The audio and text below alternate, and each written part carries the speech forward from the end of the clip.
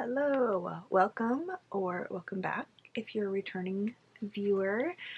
My name is Rebecca. This is Beck Stitches Everything, my channel where I talk mostly about my cross stitch hobby and some other crafty stuff. Today is, what is today? Tuesday, December 3rd, and this is Flosstube number 9, I'm pretty sure.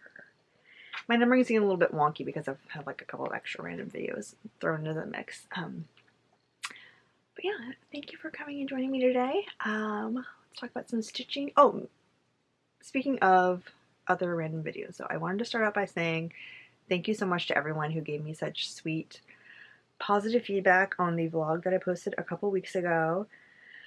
I had a lot of fun making that, way more than I thought actually. There was like one technical glitch where I lost audio for a minute or so, about 38 minutes in. I don't know what happened there. I'm sure it was a me issue. It was also me. So whatever I was saying, you did not miss anything critical, I'm sure. Anyway, but I enjoyed making that a lot. I learned some editing skills, which I did not have previously. That was fun. And it was kind of easier for me to film, I feel like little just clips of videos and then put them all together rather than sitting down in front of the camera and just talking to myself for an hour plus, if that makes sense. But I will still continue to do these kind of like sit down Flosstube podcast style videos, definitely. But I am going to try to sprinkle some more vlogs in here and there on a regular basis, and then I'm also gonna do kind of a modified version of Vlogmas this December, which I'll talk about a little more kind of toward the end of the video, more in like plan section. So there's that. What do I have today? I have an update for you on my Nora November progress. I've got some starts and finishes. So it's just starts. I don't think I'm talking about any whips in this video that I have previously talked about, except for the piece I started in my last vlog. So kind of all new stuff today. A lot of sparkly stuff.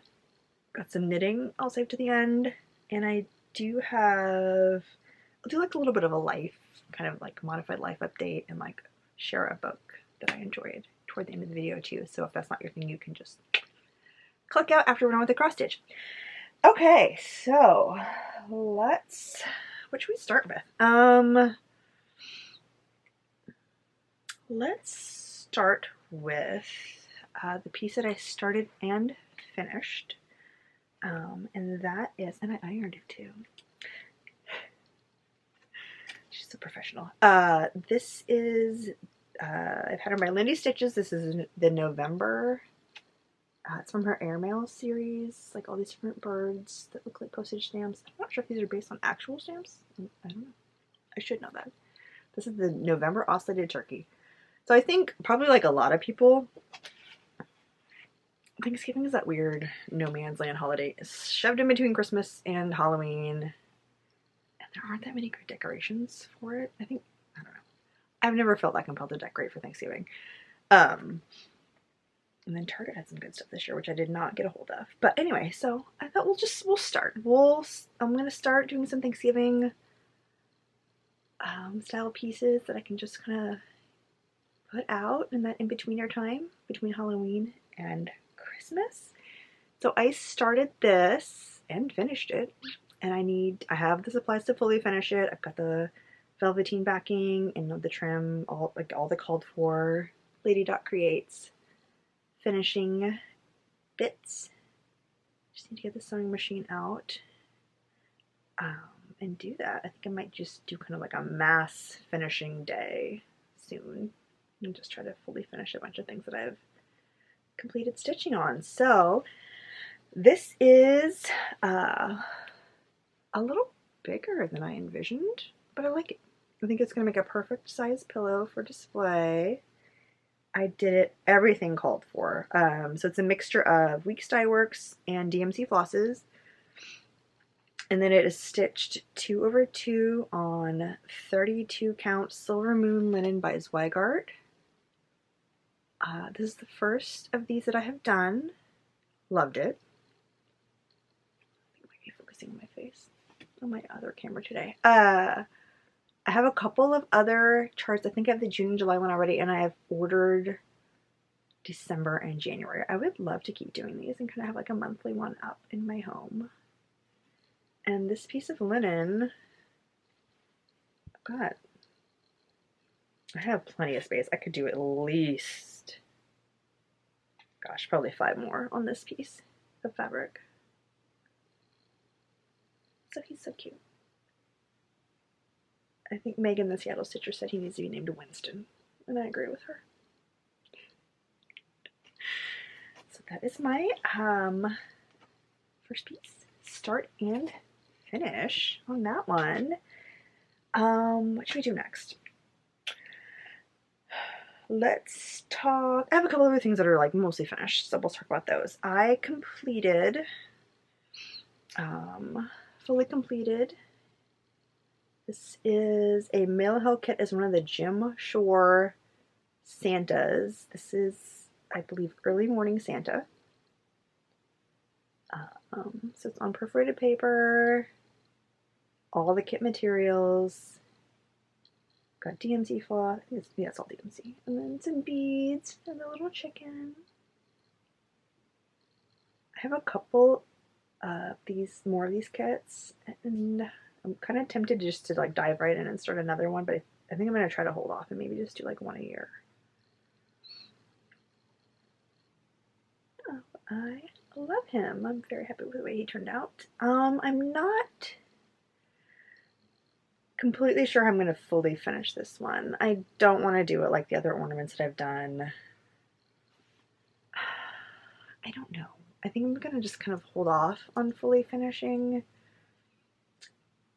If any, I kind of have an idea maybe for like to incorporate a few of these into like kind of a wreath project, but I'm not ready to commit yet, so I think I'll just leave him as is for now, and then we'll figure it out a little bit later. Okay, I'm going to pause because it is the law of YouTube that when you sit down to film, your windows will start to run 4H. Hold on. I'll show my next completed stitch. It's not fully finished yet. So I have had this pattern for a bit, and then Erica of Fibers and Floss Canada put on her Instagram that she had purchased it and was thinking of starting. And so of course, because I just have to, you know, join in, I'm like, well, I'll start with you. I've had this for a while. So this is a pattern by Brooks Books Publishing. She's on Etsy. A little bit of glare on the page protector. This is the Spirit of Christmas Angel.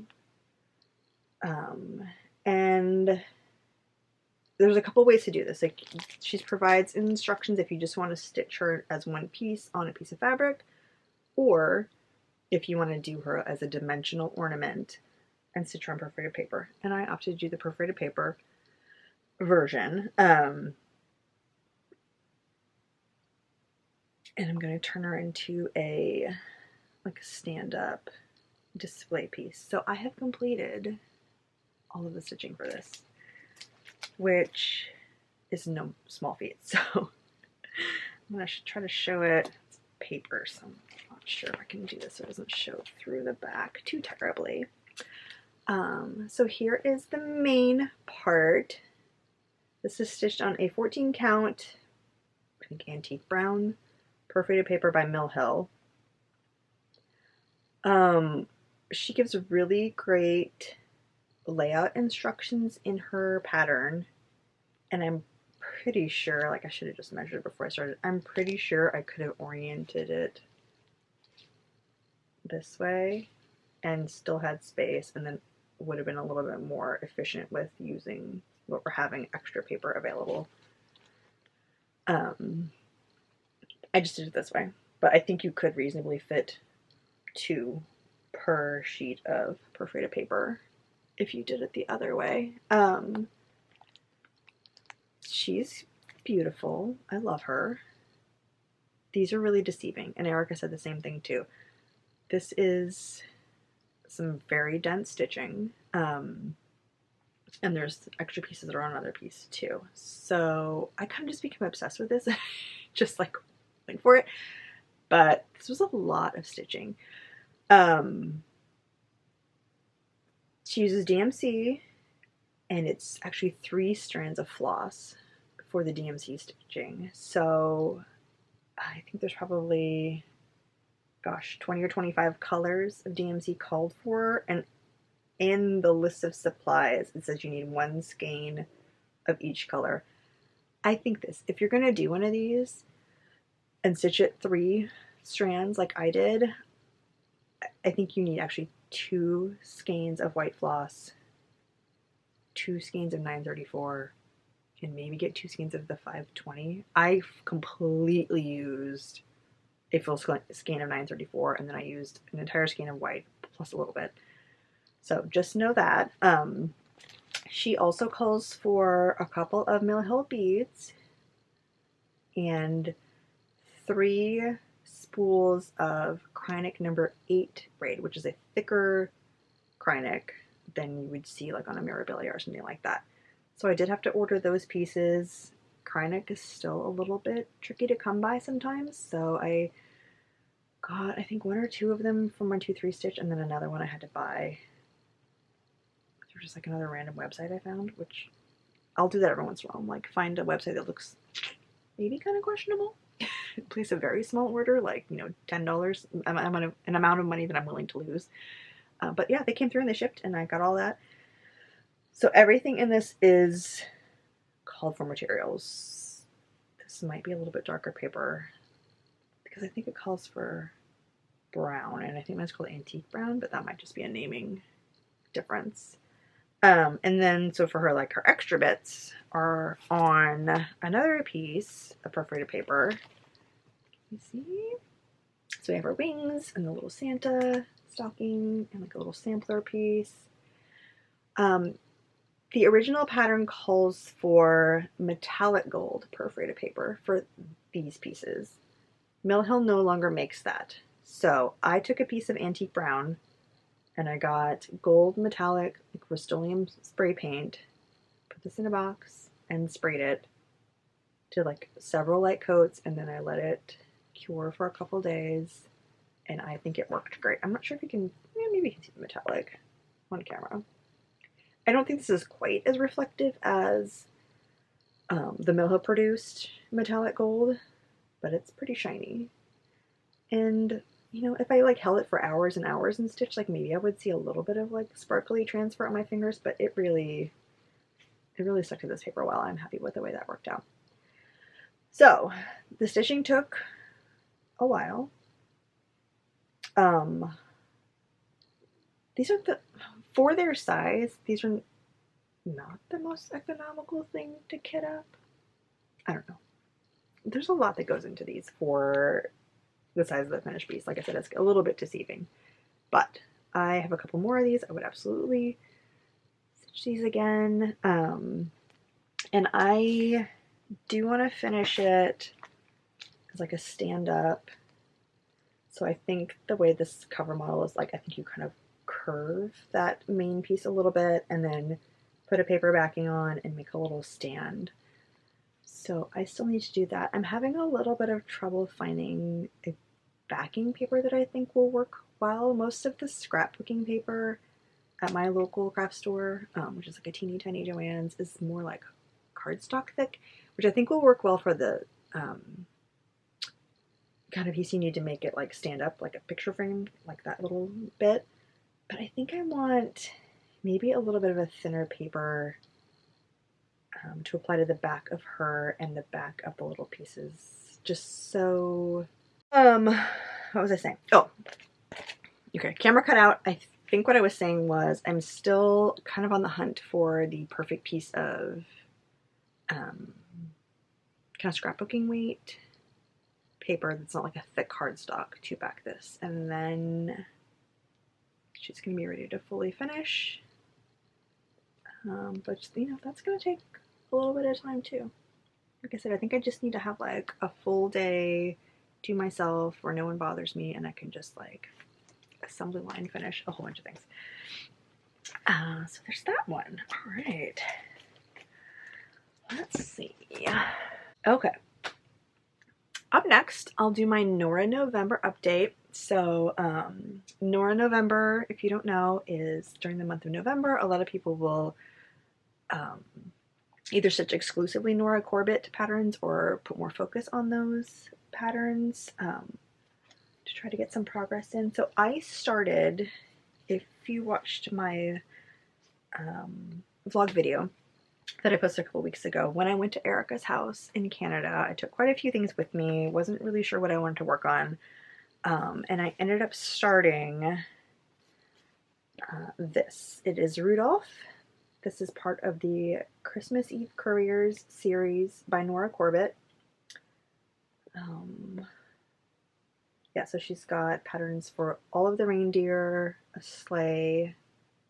I have a chart for a Santa, but I'm not sure if he's technically part of this same series, but that is one that I would like to start soon.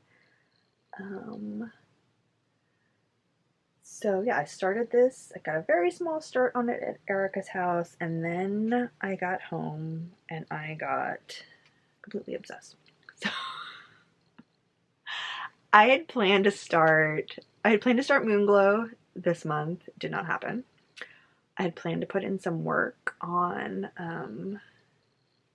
one of the Zodiac Girls by Nora Corbett this month. It did not happen. I'm not sure if I actually showed any of that one on my channel. I have a very small start on one of those. I just got hyper-focused on Rudolph. I have completed all of the stitching, all the cross-stitching, all the back-stitching. I was having a little bit of a dilemma in my vlog because I was getting like a weird stripe in the Karen Water Lilies. I did ultimately decide to just go ahead and pick that out, and I restitched it and kind of went more in a little bit of a circular stitching pattern just so I didn't have any lines. And I'm very happy with it. This is my first time using Whisper, and it wasn't terrible. Like, it's not as bad as Krynic. I wouldn't want to do like a whole piece in it, obviously, but like for this little tail, wasn't too bad. I did order, I think it's called a little bunka brush. It's like a little, my husband's texting me, brush I got off Amazon to kind of fluff up the Whisper, which I haven't done yet. I think I probably should have done that before I did the little back stitching that goes over his tail. So now I've done all the Krynic. I am down to the beading on this. Let's talk about that, shall we? So you can see I have some beads in down here. I have been trying on this one. Where did I put it? Let me find it. Oh, please. I lost my invisible. Oh, it's right here. Invisible floss or invisible thread for the beading on this for the first time. Where do I want to start with this? If you have been around my channel for like more than 5 minutes, you know that I have done a lot of Mill Hill kits. And then I just showed you 2 perforated paper projects where I have beads on them. I am not new to beading at all. Like that, whatever, that's easy. I've got it down, right? This is the first time you've used any kind of invisible thread for beading. And what I ended up getting, I know in the pattern it recommends, if you don't want to use floss, the recommendation is to use YLI Wonder Invisible Thread, which is a nylon clear thread. I think because in Nora November and like everyone was working on these, I couldn't find it. It was out of stock like everywhere that I looked and looked crazy hard. But I did find, sorry about my phone, I should put it on silent. On Amazon, like when I looked for the YLI, it suggested this instead, which is an Aurifil, like nylon. God, I can't even see that. Nope. Nylon monofilament invisible thread. Okay, let's talk pros with invisible thread. So I used this all on those beads, and as you can see, hopefully, if it'll focus, is one of the big benefits to using invisible thread is that it's invisible. Like you can't, there isn't any floss showing with these beads. It doesn't distract or detract from the design at all. The beads just look like they're kind of floating on the fabric. So it has a very, very nice effect. You can also travel on the back without worrying about flosses showing through. Huge pro, right? Okay. Let's talk about cons of invisible thread.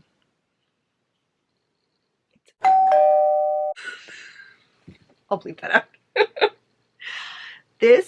So I have not used the While Eye, and I would still like to get my hands on it and give it a try just to see for comparison's sake. This thread is, you can't even see it. It is like as fine as a human hair, clear, and because it's so fine, I've been doubling it to give a little strength, and I wanted to do a loop start when I start a strand. This is really slow going, like really, really slow going. Okay, so I'm in my very late 40s. My eyes are not the greatest. I've done a lot of computer work over my career. My eyesight's terrible. I feel like to work on this, I need to have good daylight plus lighted magnification on the piece I'm working on. And even with that, half the time I can't even tell if my needle is threaded with this stuff. It's slow. It's painful. I'm not completely discouraged. Like I said, I would like to, I'm going to definitely finish this one with the invisible because that would look stupid to do like half of it invisible and half of it with like embroidery floss so you can see. So I will persevere and I will complete this hopefully this month with the invisible. And I would like to try a couple of other different invisible threads on future projects. But I don't know. I'm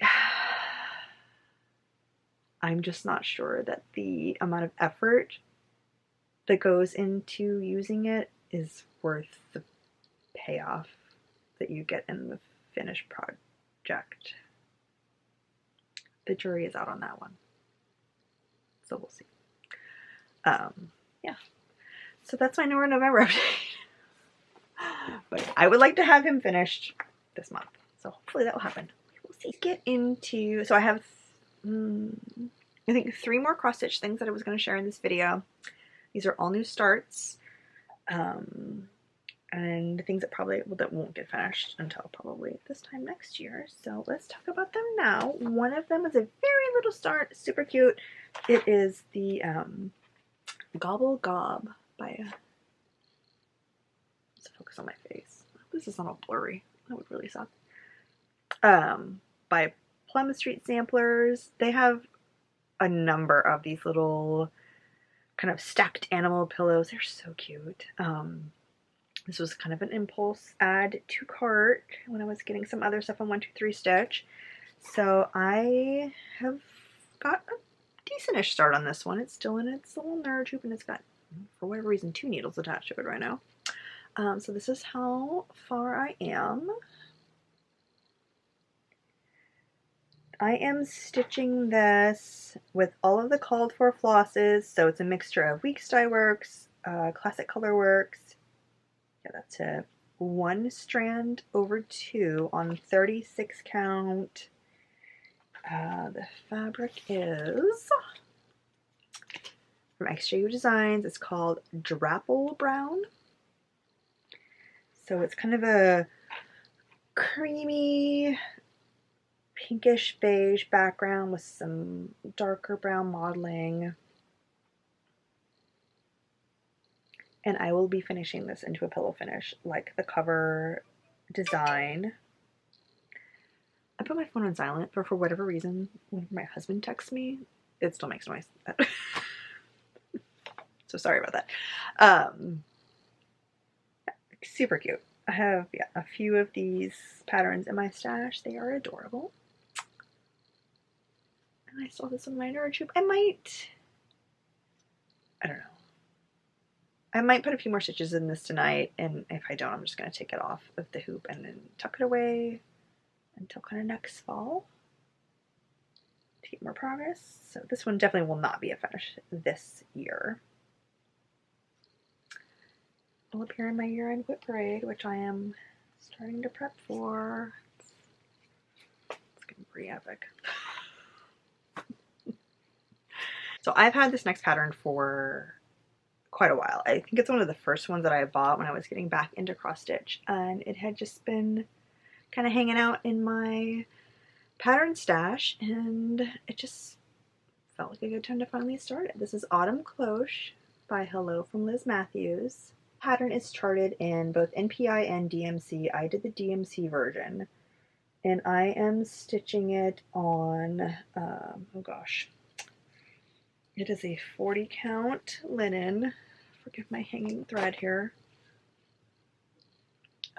And this is Affogato by Fiber on a Whim. I'm fairly confident that's what this is. I left the project bag downstairs. I have a very small start. I am stitching this with 1 strand of DMC over 2 strands of linen. And yeah, I've got just enough of a start to call it a good start. My fabric choice is a little more kind of in the warmer brown tones than the cover model stitch, but I think it's turning out really nice. I know there's a lot of people that have this one going. I've heard that, you know, like these are some big pumpkins, and that will kind of, people get bogged down, I think, a little bit there. But yeah, I am enjoying working on this one. It's just, you know, just a couple nights of work. So not huge progress, but enough to call it a good start. And yeah, I think this one, I probably will finish this thread in the next couple days. And I think this one will get probably just like tucked away until next fall season, because I'm ready for all the Christmas sparkle at this point. This project has been on my, it's been in and out of my 1-2-3 stitch cart so many times. I love him so much. And then I finally just pulled the trigger and went for it.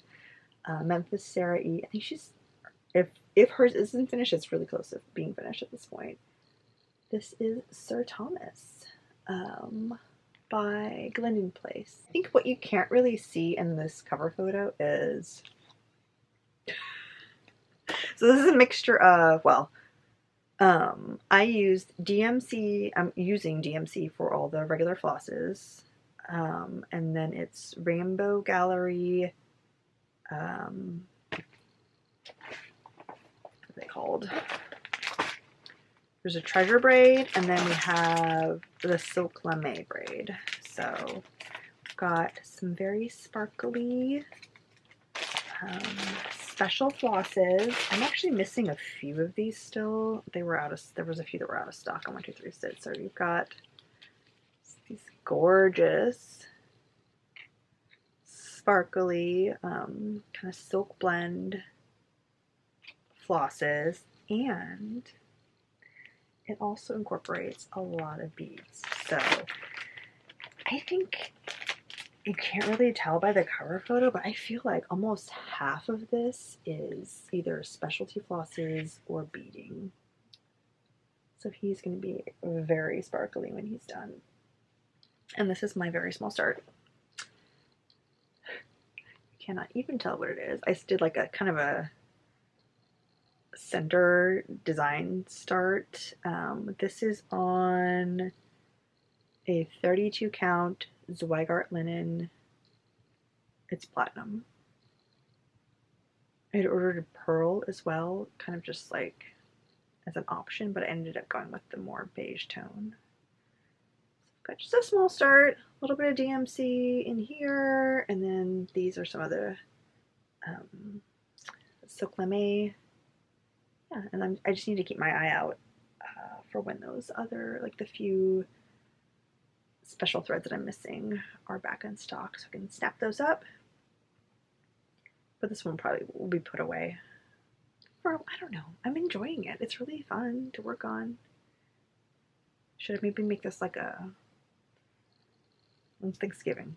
4th Thursday of the month? Should I make it a 4th Thursday of every month kind of stitch? Maybe. That's a maybe. Yeah, so I also have the beads for it.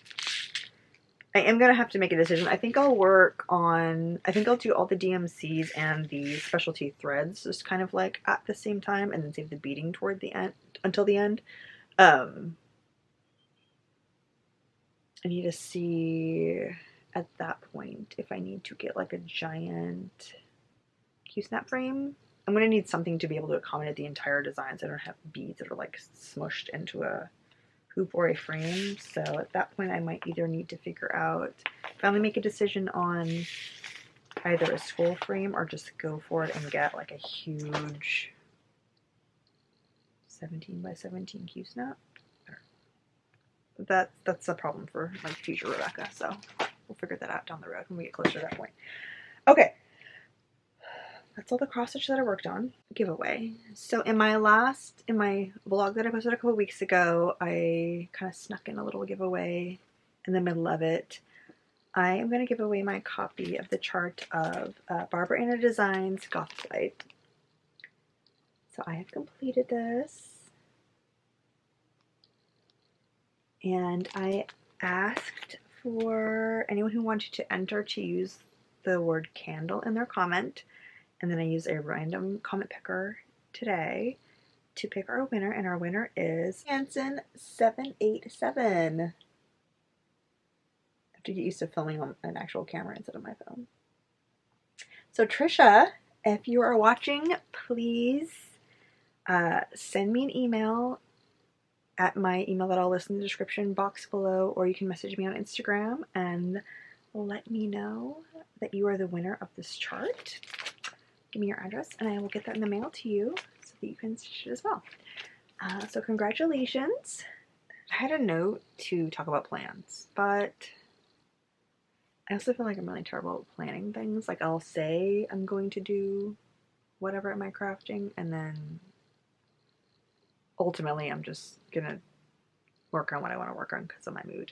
So, loose plans for December. Christmas stitching. I want to work on, I have the dimensions kit that Erica and I started in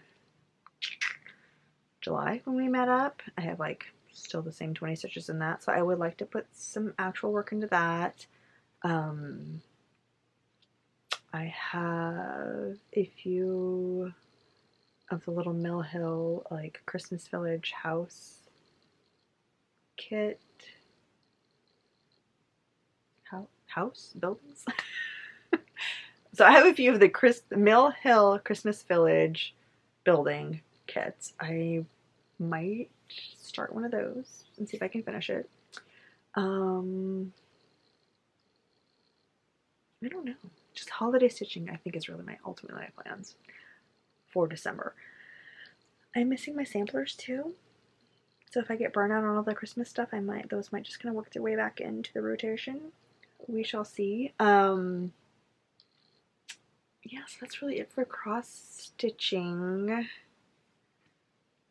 If you're not interested in hearing about knitting, books, life stuff, I think this is really probably the end of all of the cross stitch content for this video. So thank you so much for watching. If you would like to stay with me and hang out and listen to me ramble on about some of my other crafty things and just life stuff, feel free to stick around. Let's do knitting first. I have, I think, 3 knitting things that I want to share in this video. One of them is on my little model behind me. Sorry, I had to look at her half dress this whole video so far.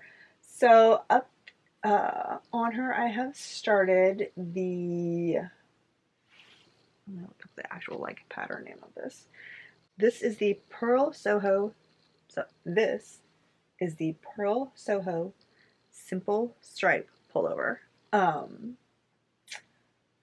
It is one of their paid for patterns. I have had this pattern on my want to knit list for a very long time. And I finally went for it and started it. I am using the called for yarn, but not the called for colors.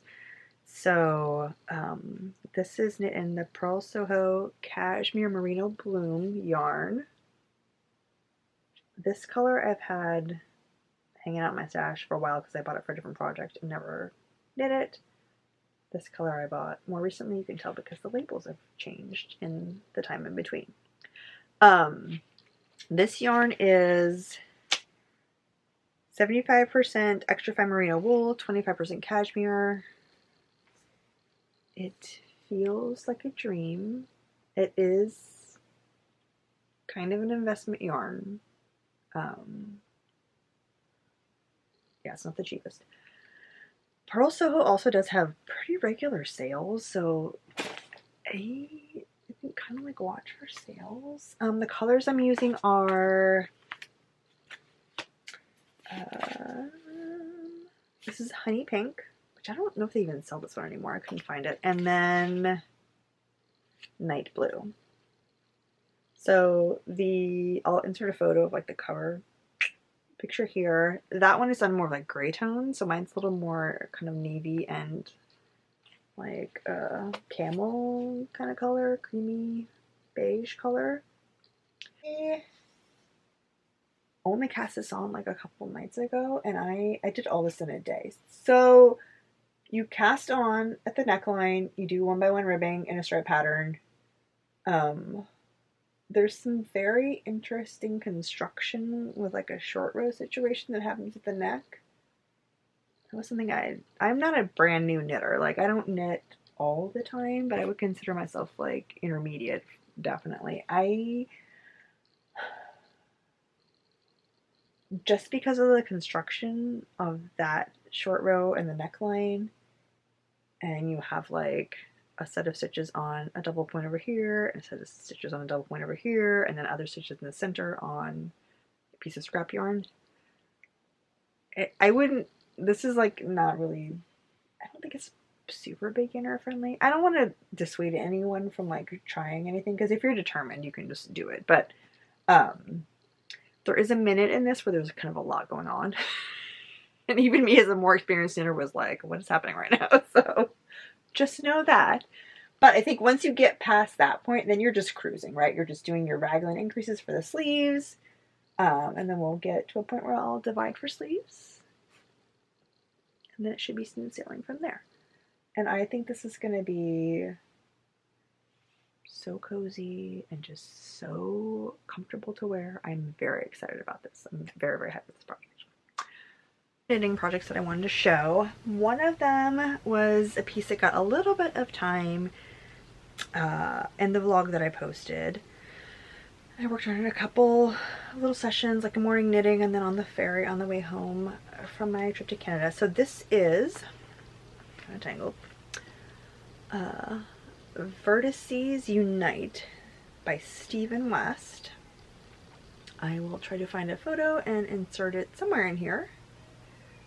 So this is, I love Stephen West's design. So most, these designs they're a little out there, some of them, right? They have like really crazy colors sometimes, or shapes, or design elements, and I know they're not for everybody, but there's certain ones of his that I just love. And I think that not only are they really visually pleasing, but when you take on one of his projects, like I think every single one of them, you will learn a new skill, and I love that. Like I love that in cross stitch too, like learning new skills. That's part of the enjoyment for me. So this one, you start essentially down here.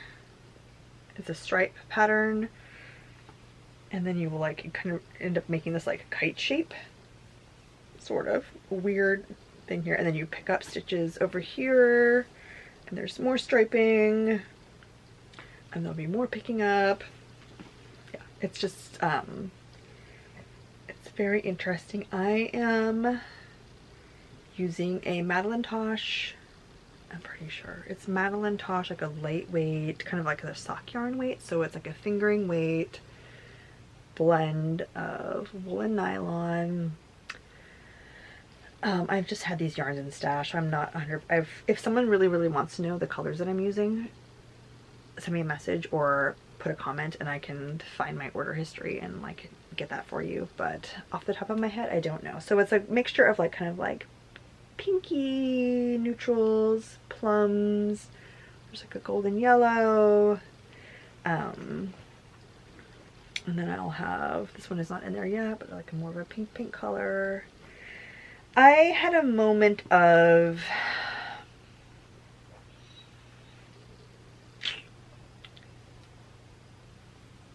questioning on I think I'm gonna leave it ultimately. So on this section you are doing short rows in here, and typically when I've done short rows you will like do like a wrap and turn and then close up that wrap when you come back. In his instructions, if you read them literally, he just says turn. He doesn't have you wrap or close up short rows. Looking at it now, I think it's fine. When I completed this section, I was a little concerned like there was some kind of like jog kind of spots that were a little more visible than I wanted. I actually thought about ripping out this whole section and like redoing it with wrap and turns. Like, or like a German short row, but I think I'm gonna leave it. I don't think that's worth my time. Ultimately this edge gets like an I-cord that will go, and I think that anything that looks a little bit uneven now will kind of get resolved when that happens.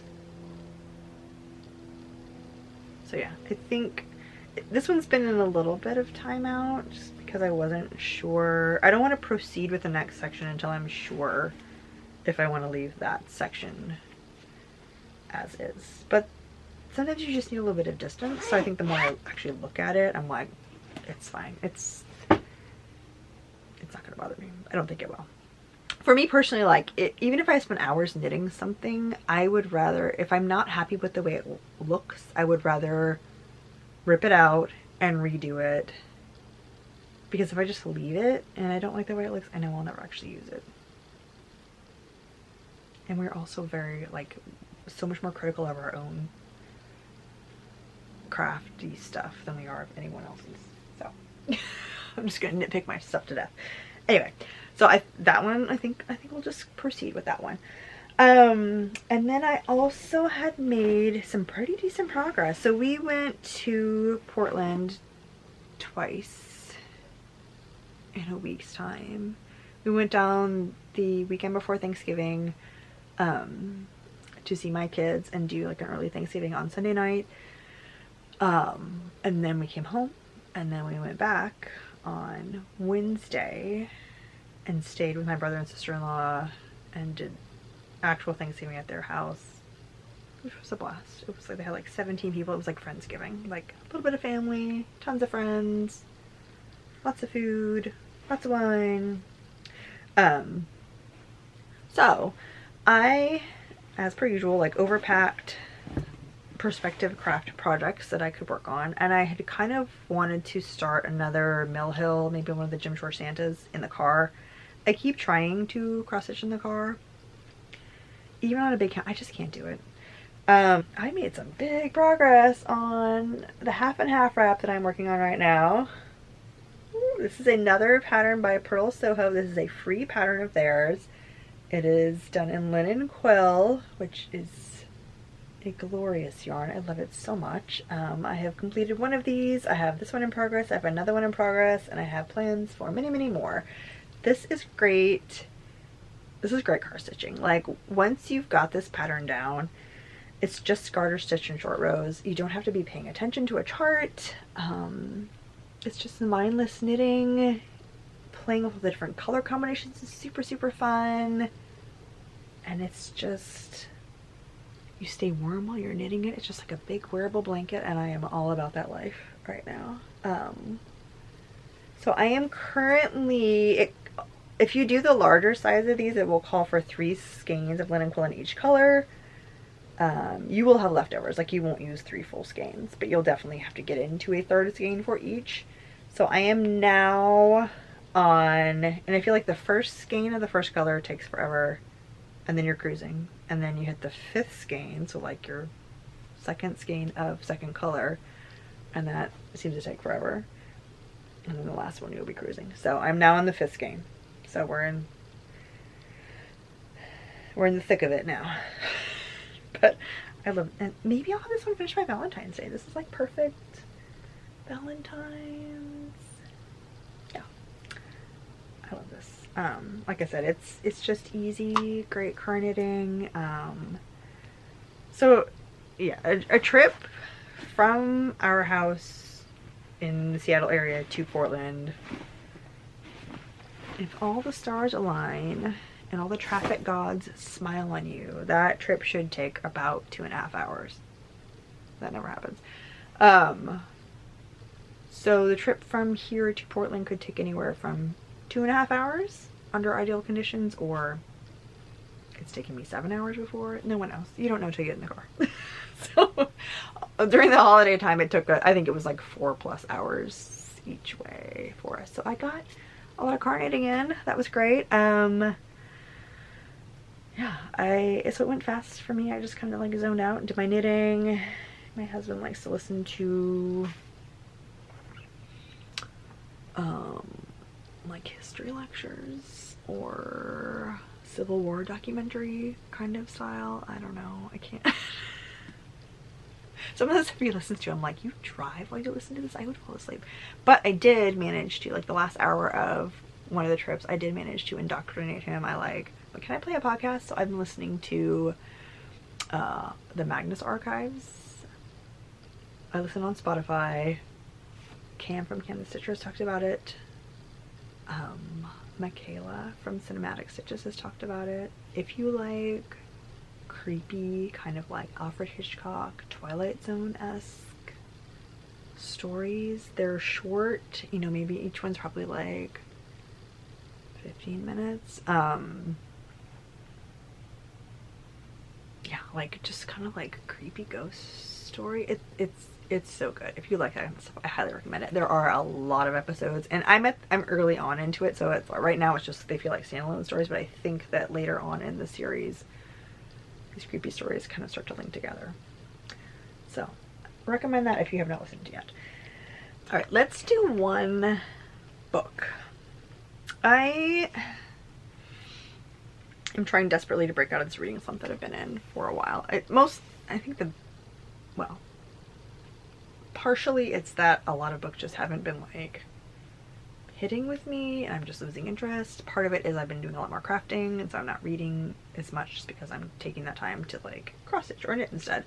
I keep trying to do audiobooks. For whatever reason, I just don't retain books that way. I don't know what it is, because like when we watch TV shows or movies, I never ever just sit on the couch and watch a show or a movie. Like I will have a show or movie on and I am either knitting, cross stitching, doing some kind of craft, something else. And for whatever reason, like I can follow that kind of stuff that way.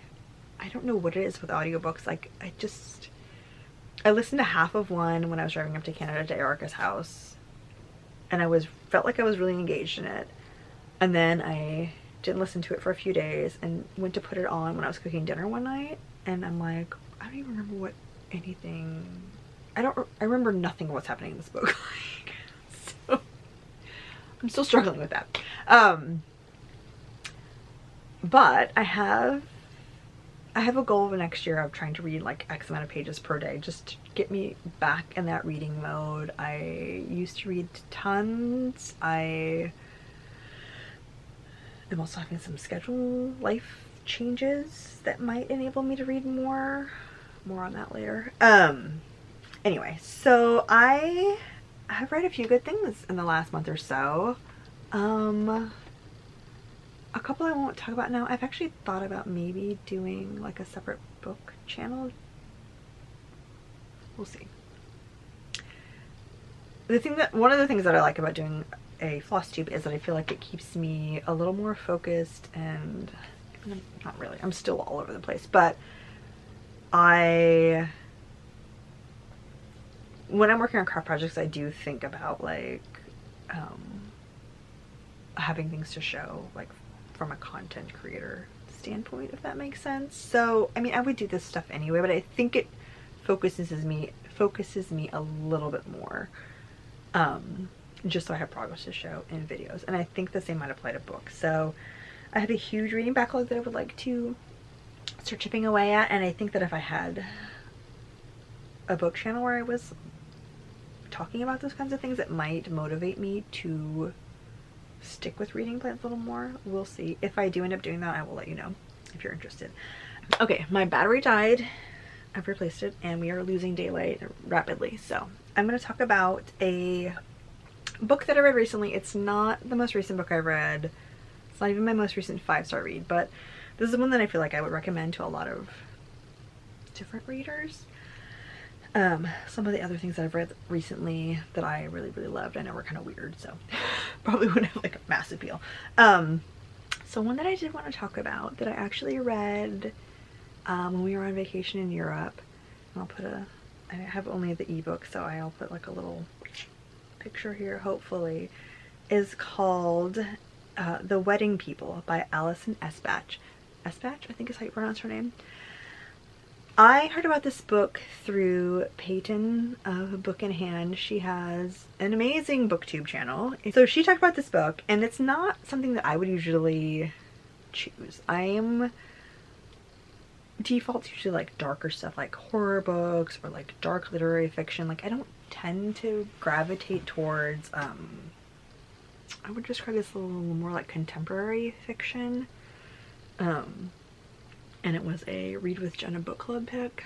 Also something I'm usually like, oh, if everyone likes it, I won't like it. But Peyton read it. She spoke highly of it. I'm like, I'm gonna give it a chance on my vacation. So I will, I'll just give you like a little, I'll read the synopsis for you here. It's from Amazon. It's a beautiful day in Newport, Rhode Island when Phoebe Stone arrives at the Grand Cornwall Inn wearing a green dress and gold heels, not a bag in sight, alone. She's immediately mistaken by everyone in the lobby for one of the wedding people, but she's actually the only guest at the Cornwall who isn't here for the big event. Phoebe is here because she's dreamed of coming for years. She hoped to shuck oysters and take sunset sails with her husband, only now she's here without him, at rock bottom, and determined to have one last decadent splurge on herself. Meanwhile, the bride has accounted for every detail and every possible disaster the weekend might yield, except for, well, Phoebe and Phoebe's plan, which makes it that much more surprising when the two women can't stop confiding in each other. So, this book, how do I even summarize this book?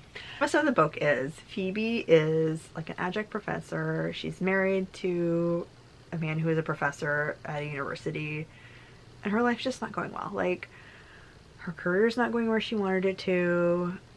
She and her husband have tried to have a baby via IVF for years. That was not successful, so she's upset over that. He ends up leaving her for a colleague of theirs who has a child, a very young child. So not only is she dealing with like that relationship breakup, but she has to, she's like, it's in her face every day, right? So she sees them at work. Her cat dies. Like everything is just falling apart, right? So she had wanted to go to this resort. It's very expensive, and she and her husband always just done like very standard vacations, like, we'll stick to what we know. So she's at rock bottom, and she decides, I'm just gonna book this trip. I'm gonna take this vacation, just me, just live it up for a weekend, and then she's gonna end things. So she gets to this hotel. This is her plan, right? She's just gonna have this great weekend, and then that's gonna be it. And she arrives at this hotel, and there's this lavish wedding going on. So this $1 million wedding, it's like a week-long event. Bridezilla, is in charge of it all. Everything is planned to the T, and Phoebe is the only person at the hotel that is not either in the wedding party or a guest for the wedding. And she crosses paths with the bride and just tells her, like, hey, I'm gonna kill myself. And the bride's like, the hell you are, you're not gonna ruin my wedding. And it's just, and then it just goes from there. So Phoebe ends up entangled with the bride and her family and friends, and it's so good. Just read it. Like, it's laugh out loud funny in moments. The characters are amazing. I would absolutely read anything else. I want to read everything else that the author has written. If you don't like crying in front of strangers, maybe don't read it on an airplane like I did, because I think I was sobbing at one point on a flight. But it's just that roller coaster ride of like hilarity and then like rip your guts out, sad, cry. I don't know. It's, yeah, I highly recommend. If you want a good cry read that book. So anyway, on that note, I think that's the end of this video. So much for watching. If you have made it this long, leave me a comment that includes the little yarn ball emoji for knitting, and I will talk to you very soon. Bye!